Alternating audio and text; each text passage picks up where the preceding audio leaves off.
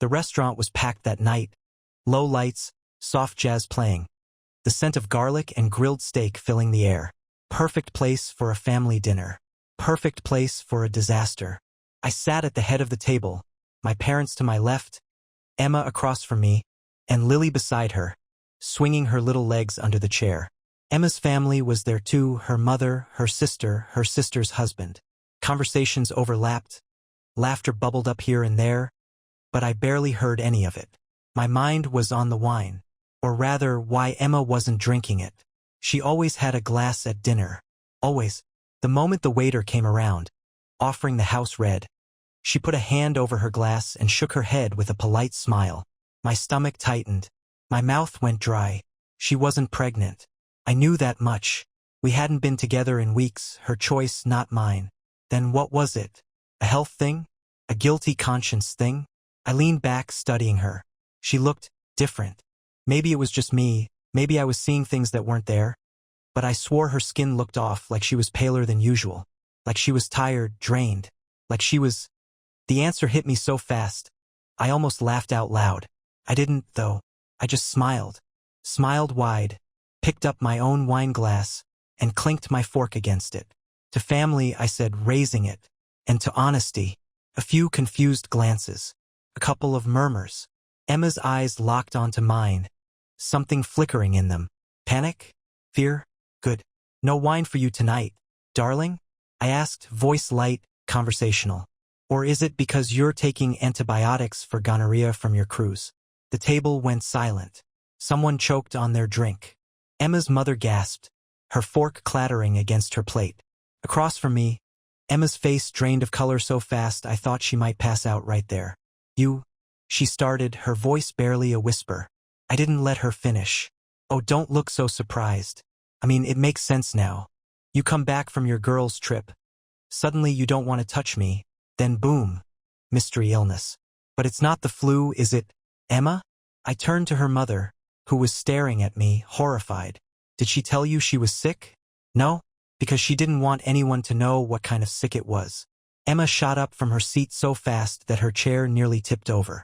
You are out of your mind, she hissed, her voice shaking, but it wasn't anger. It was fear. That's when Lily, sweet, innocent Lily, piped up from beside her. Daddy, are you talking about Uncle Jason? The room turned upside down. My ears started ringing. It was like the entire world froze, except for my daughter, who looked up at me with wide, honest eyes, completely oblivious to the nuclear bomb she had just dropped. Uncle Jason, Emma's sister's husband, the man sitting 4 seats away from me, the man who, at this very moment, had gone deathly still, his face a mask of sheer terror. My whole body went ice cold. My vision narrowed. Emma didn't cheat with some random stranger on a cruise. She didn't cheat with some nameless, faceless nobody. She cheated with him, right under my nose, right in my family. And worst of all, my daughter knew. The silence after Lily's words wasn't just heavy. It was suffocating. No one moved. No one breathed. The soft jazz playing in the background felt like a cruel joke, a mocking soundtrack to the complete and utter destruction of my marriage. Emma's face had gone from pale to sickly gray. Jason, the man I had trusted, the man who had been in my home, didn't even try to play it cool. His entire body went rigid, his eyes darting around like a trapped animal looking for an escape. His wife, Rebecca, Emma's sister, stared at him, unblinking, like her brain refused to process what she had just heard. I turned to Lily, my beautiful, oblivious daughter, who was still swinging her legs, completely unaware that she had just detonated an atomic bomb in the middle of dinner. Lily, I said, forcing my voice to stay calm, steady. What do you mean, sweetheart? Emma moved so fast I barely saw it. 1 second, she was frozen, and the next, she was grabbing Lily's arm. Not hard, but firm. Too firm. Baby, let's not talk about silly things right now, okay? Her voice was high, strained, trembling at the edges. Eat your pasta. Lily frowned, confused by her mother's reaction. But Mommy, you said not to tell Daddy about Uncle Jason because it would make him sad. And just like that, the last piece clicked into place. The table erupted. Rebecca shot up, knocking over her wine glass. What the hell is she talking about? she demanded, her voice sharp, furious. Jason. Jason opened his mouth, but no words came out. His throat worked, his lips trembled, but he had nothing. Nothing. Emma was already in damage control mode. Lily's confused. She shrieked, her voice cracking as she grabbed for her daughter. She doesn't know what she's saying.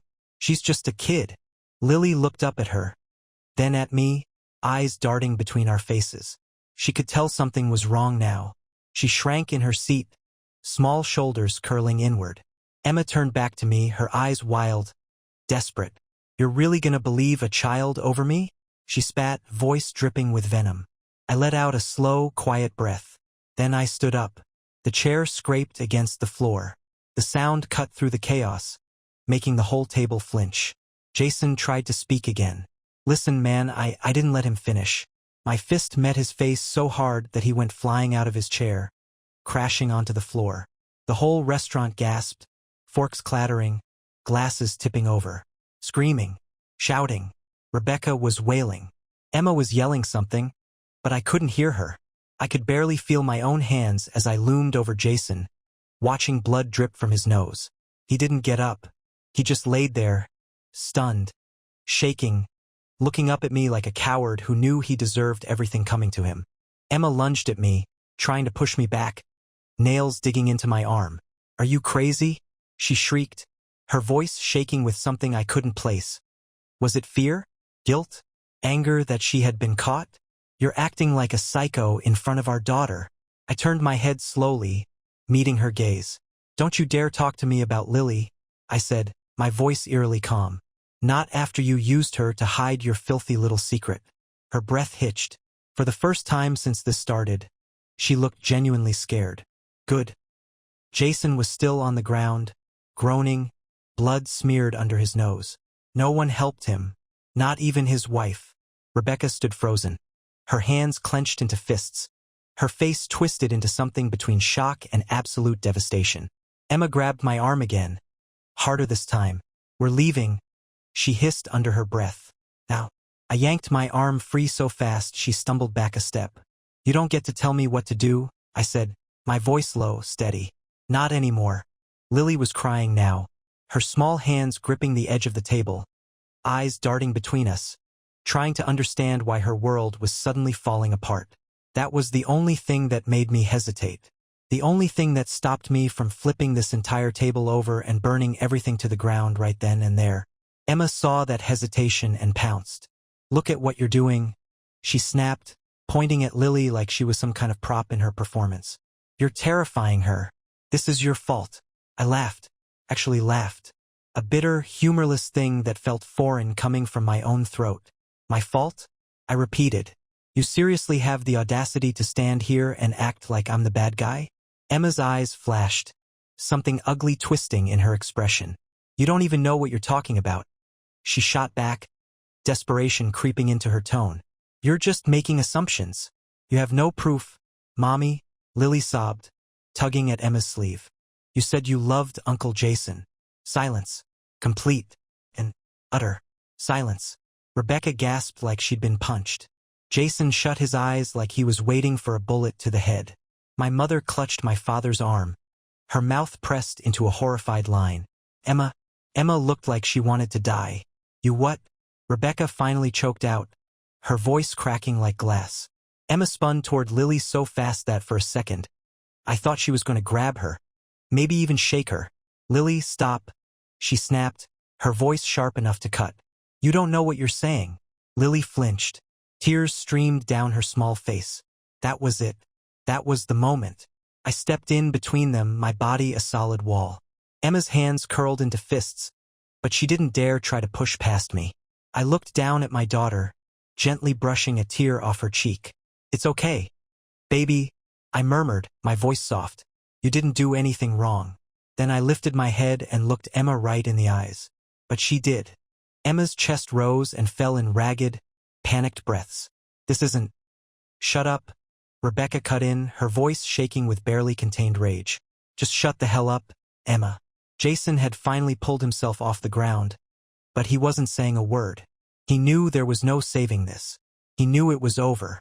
I turned to him, feeling nothing but disgust. How long? He swallowed. Man, how long?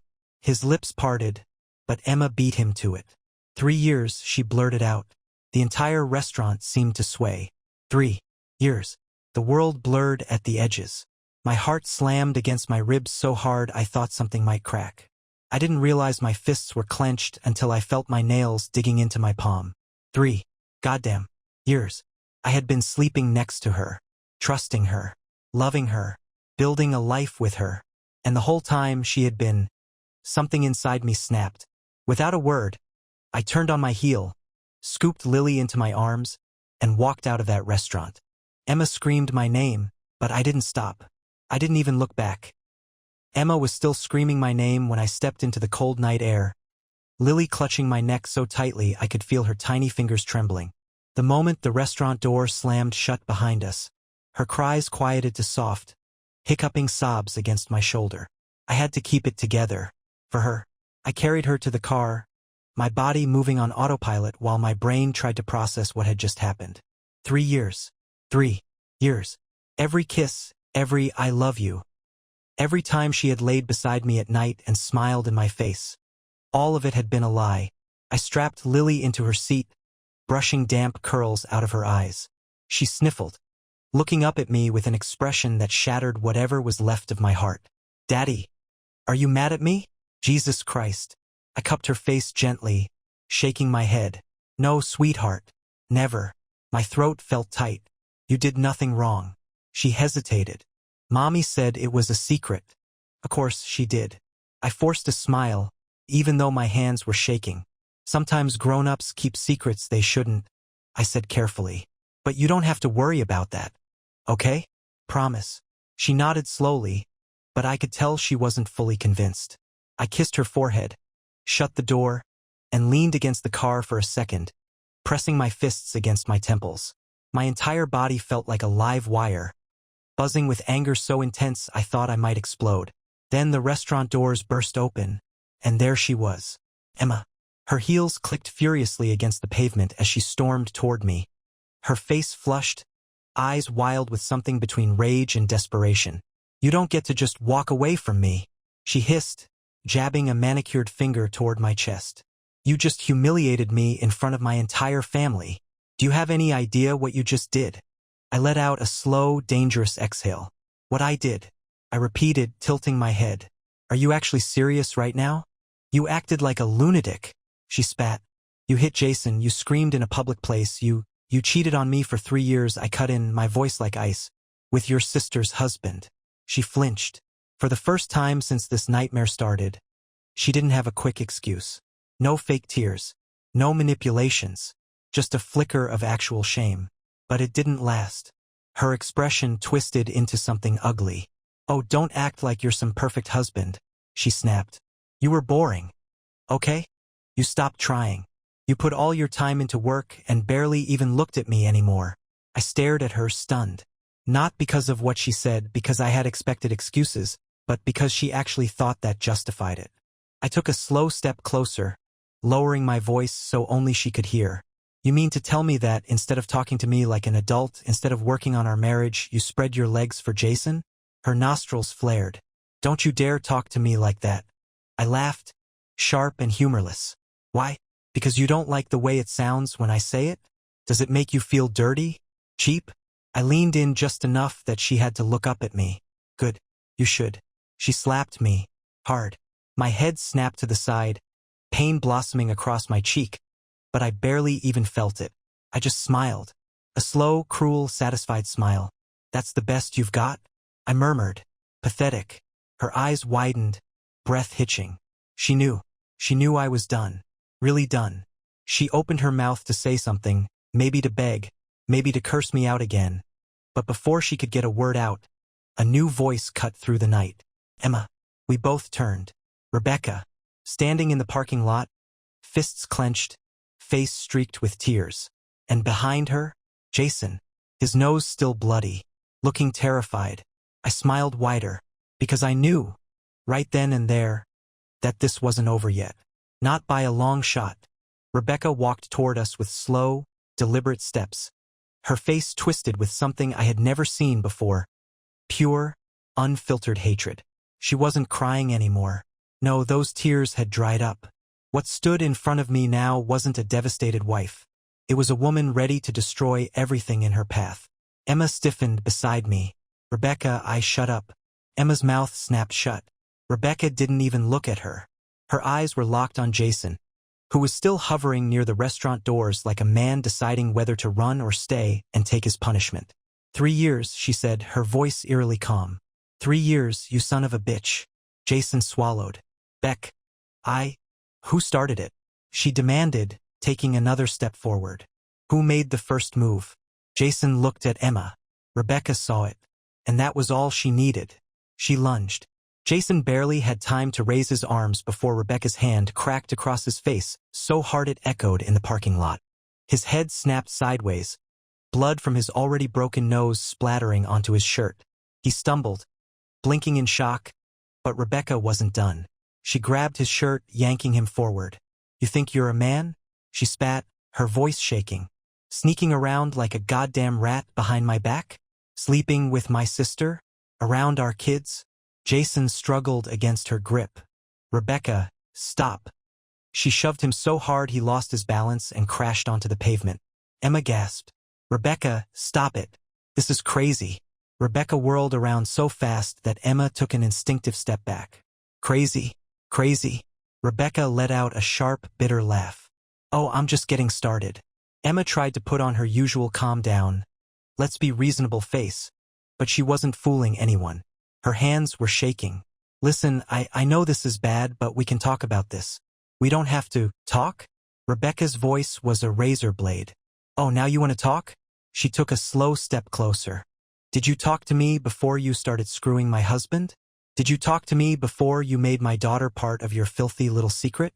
Emma's face twitched. It's not like that, Rebecca laughed. A sharp, humorless bark. Not like that? Then what the hell is it like? Emma? Explain it to me. She spread her arms wide, daring her to answer. Tell me how you looked me in the eye at every holiday, every birthday party, every goddamn Sunday brunch while you were screwing my husband behind my back. Emma's breathing was ragged. Her eyes darted between me and Rebecca like she was realizing, for the first time, that there was no talking her way out of this. No manipulating. No gaslighting. She was trapped. Jason groaned from the ground, wiping blood from his mouth. Rebecca, please. She turned back to him. Shut. Jason actually flinched. That's when Rebecca pulled something out of her pocket. A phone. And she was smiling. Emma froze. What is that? Rebecca tilted her head. Oh, this? Just a little insurance. Emma went pale. Rebecca, what did you do? I stepped forward, intrigued. Rebecca? She met my eyes, and for the first time, I felt a chill run down my spine. There was something almost gleeful in her expression. She turned the phone toward me and pressed play. Emma's voice crackled through the speaker. I don't even feel guilty anymore. A breathless laugh. I mean, what he doesn't know won't hurt him, right? The world tilted. Emma's face collapsed. Oh my God. Jason made a strangled noise. Rebecca, where did you? Shut up, she snapped. The recording continued. Jason knows me better. He listens. He makes me feel things I don't feel with. I ripped the phone out of Rebecca's hands and hurled it against the pavement. It shattered on impact. Emma gasped, but I didn't care. I turned to her, my whole body vibrating with rage. You recorded yourself? Emma's lips trembled. I didn't know, Rebecca smirked. No, but I did. Emma sucked in a sharp breath. You? Oh, don't look so surprised, Rebecca sneered. You really thought I wouldn't notice? That I wouldn't hear the whispers, the excuses, the way Jason would suddenly work late, the same nights you would? She took a step forward, voice lowering to something almost dangerous. I've known for months. Emma made a choked noise. What? Rebecca crossed her arms. I was just waiting for the right moment. She looked at me. This felt like the right moment. For the first time that night, Emma looked like she might actually break. But I wasn't done. Not even close. You disgust me, I whispered. Every single word out of your mouth. Every smile, every kiss. It was all fake. Emma's eyes filled with tears. I never wanted to hurt you. I laughed. But you did. Silence. A long, suffocating silence. Then finally I exhaled. I turned to Rebecca. You and the kids have a place to stay? Rebecca hesitated, then nodded. My parents' place. I nodded. Good. Then I opened the car door, climbed in, and shut it. Emma rushed forward, slamming her hands against the window. We need to talk. I looked at her, and then, slowly, deliberately, I locked the doors. Emma's face twisted. Don't do this. I turned the key. The engine roared to life. Emma pounded the glass. You can't just leave me. I met her eyes one last time. Then I pulled out of the parking lot and left her standing there. The road stretched ahead, dark and endless, the streetlights casting long shadows as I drove. My hands were gripping the wheel so tight my knuckles ached. But I couldn't loosen them. Not yet. Not while my mind was still replaying every moment of the past hour like a goddamn horror movie I couldn't turn off. In the back seat, Lily had finally stopped crying. She was quiet now, curled up against her stuffed bunny, her little chest rising and falling in uneven. Every so often, I'd glance at her in the rearview mirror, my heart squeezing at the sight of her tiny fingers gripping the fabric like it was the only thing holding her together. I had to be strong for her. But Jesus Christ, I felt like I was coming apart at the seams. 3 years. 3 years of lies. 3 years of her crawling into my bed after being with him. 3 years of looking me in the eye, smiling, laughing, telling me she loved me, while screwing Jason behind my back. I slammed the brakes at a red light, my pulse hammering against my skull. I could still see Emma's face in my head, the sheer panic when Rebecca played that recording. The way her voice had sounded so casual in it, like it was nothing, like I was nothing. I forced myself to take a slow, shaky breath. Losing it wouldn't fix anything. And right now, I had more important things to worry about than my rage. I had Lily. I pulled into our driveway, turning off the engine. For a few seconds, I just sat there, staring at the house. My house. The one I built for my family. The one Emma had turned into a lie. No, not tonight. Not with Lily watching. I unbuckled my seatbelt, got out, and gently lifted Lily from the back seat. She stirred, mumbling sleepily against my shoulder as I carried her inside. The house felt different. Wrong. It smelled like Emma's perfume. Like the home I thought I had. I walked straight past our bedroom. I didn't even glance at it. Instead, I carried Lily to her room, tucking her into bed with careful hands. She blinked up at me, eyes heavy with exhaustion but still filled with worry. Are you mad at Mommy? She whispered. I swallowed the lump in my throat. Just go to sleep, baby. She hesitated, then nodded, curling up beneath her blankets. Love you, Daddy. I kissed her forehead. Love you too. When I left her room, I finally let out the breath I had been holding. And then I felt it. A shift in the air. Presence. I turned. Emma stood in the hallway. My blood ran cold. She had changed out of her dress. Now she was in sweatpants and one of my old t-shirts. Like she thought slipping back into the role of devoted wife would fix anything. It wouldn't. She had no idea that I was already past the point of return. She took a step forward. Can we talk? I stared at her. At the woman I had once loved. At the woman who had ruined me. Then I turned around and walked away. Emma's voice cracked. You can't ignore me forever. I didn't answer, because soon, she'd learn. She didn't have forever. Emma didn't like being ignored. She followed me down the hallway, her bare feet patting against the floor, her voice rising with every step. So that's it? You're just gonna shut me out? After everything we've been through? I let out a slow, measured breath and kept walking. I made a mistake. Okay? Her voice cracked, but I didn't know if it was real or just another act. I know I messed up, but you can't just throw away 10 years of marriage over this. I reached the living room, grabbed the nearest blanket, and tossed it onto the couch. Emma's face twisted. Seriously? I turned to her for the first time since we stepped inside. You're sleeping here tonight. Her eyes flashed with panic. You can't be serious. You don't get to tell me what I can and can't do.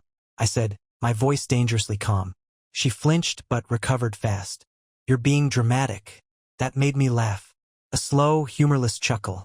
Dramatic? I took a step forward, and for the first time that night, she was the one backing away. You cheated on me for 3 years, Emma. With Jason, my brother-in-law. And now that you've been caught, you want to act like I'm overreacting? Her nostrils flared. It wasn't just me. I tilted my head. Oh, so now you're blaming him? She threw up her hands. Yes. It wasn't like I planned this. Okay? One night. It just happened. And then, I don't know. I felt alive again.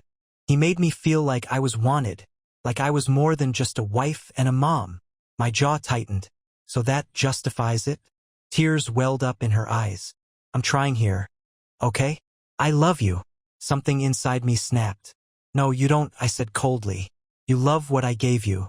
You love the stability, the security, the fact that I took care of you. You love that I was too trusting, too blind to see what was right in front of me. But me? I shook my head. You don't love me. Emma let out a choked sob. I don't want to lose you. I stared at her for a long, heavy moment. Then I nodded. You already did. Her breath hitched. I turned away, heading for the bedroom. Wait, she cried, grabbing my arm. Please I yanked my arm free. Go to sleep, Emma. She froze. I stepped into the bedroom and shut the door behind me. She didn't follow me this time. Good. The bedroom was suffocating. The sheets smelled like her. The pillows, the blankets. Everything reeked of the woman who had just stood in front of me with tears in her eyes, begging me to fix the mess she created. I couldn't do it. I couldn't sleep in that bed. Not when I knew that for the past 3 years. She had laid there with me while thinking about him. I turned around, walked back out, and grabbed my keys from the counter. Emma was still in the living room, sitting on the couch with her arms wrapped around herself like she was the victim in all of this. Her head snapped up when she saw me. Where are you going? I didn't answer. Don't you dare leave, she said, her voice rising. We need to talk. I walked to the door. God damn it. Talk to me. I paused with my hand on the doorknob. Then, slowly, I turned my head to look at her. You want to talk? I asked. My voice was eerily calm. Too calm. Fine. Let's talk. Let's talk about how you let our daughter be part of your disgusting secret. Let's talk about how you paraded around at every family event like nothing was happening. Let's talk about how you humiliated me in front of everyone. Emma's face crumpled. I didn't let her finish. You don't get to cry, Emma. You don't get to be the one who's hurt. Her lips trembled. I never wanted to hurt you. I laughed, sharp and bitter. And yet, here we are. She opened her mouth, but I didn't want to hear it. I walked out the door and slammed it behind me. The cold air hit me like a slap, but I welcomed it. I needed it. I needed to feel something other than the suffocating rage boiling in my chest. I got into the car, gripping the steering wheel, forcing my breathing to slow. I could fix this. Not the marriage, not her, but my life, my future. Because for the first time in 3 years, I finally saw things clearly. This wasn't a setback. It was an escape, and I was never looking back.